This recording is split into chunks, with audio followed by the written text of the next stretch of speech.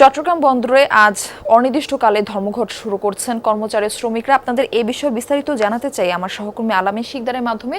তিনি আমাদের সঙ্গে যুক্ত হচ্ছেন। আলামিন, জানাবেন যে শ্রমিকদের কি কি কর্মসূচি আজকে রয়েছে এবং তাদের আজকে যে বন্দরের একটা স্থবিরতা পরিবেশ সৃষ্টি হয়েছে, এটার নিরসনে প্রশাসনের কোনো উদ্যোগ দেখছেন কিনা?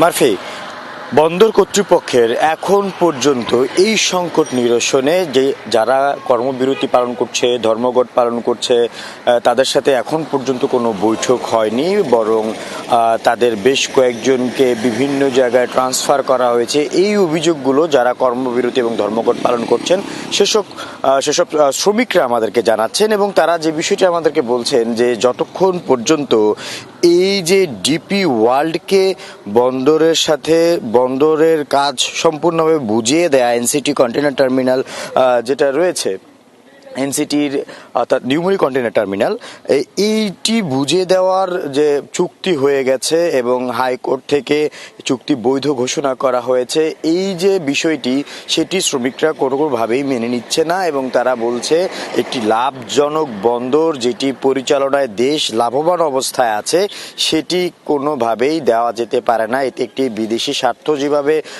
তারা দেখছেন, পাশাপাশি কিছু তাদের যে অভিযোগ সেই অভিযোগ অনুযায়ী এখানে দুর্নীতির একটি অভিযোগ তারা তুলেছেন এবং এই চুক্তির মাধ্যমে অনেকেই বেনিফিটেড হয়েছে এমনটাই কিন্তু বলছে এবং এই ধর্মঘটের কারণে কিন্তু সব থেকে বেশি যে ক্ষতিগ্রস্ত, সেই ক্ষতিগ্রস্ত হবে সাধারণ ভোক্তাকে। কারণ এখন পর্যন্ত সামনেই রমজান, সেই রমজানের পণ্য যেগুলো রয়েছে, খেজুর, চিনি, এই ছোলা, এমন প্রায় 35টি জাহাজ বহির্নোঙর অপেক্ষা করছে সেই পণ্যগুলো হ্যান্ডেল ওঠানামা করানোর পর যে কন্টেনারগুলো থাকে সেগুলো নামানোর পর সেগুলো বাজারজাতের যে জায়গা, সেই জায়গাটাতে কিন্তু একটু বড় ধরনের সংকটের সৃষ্টি হবে এবং যার যে কুফলটা সেটা কিন্তু ভোক্তা পর্যায়ে পড়বে, দাম বেড়ে যাবে। এটার ভুক্তভোগী আসলে দেশ হবে আমরা বুঝতে পারছি।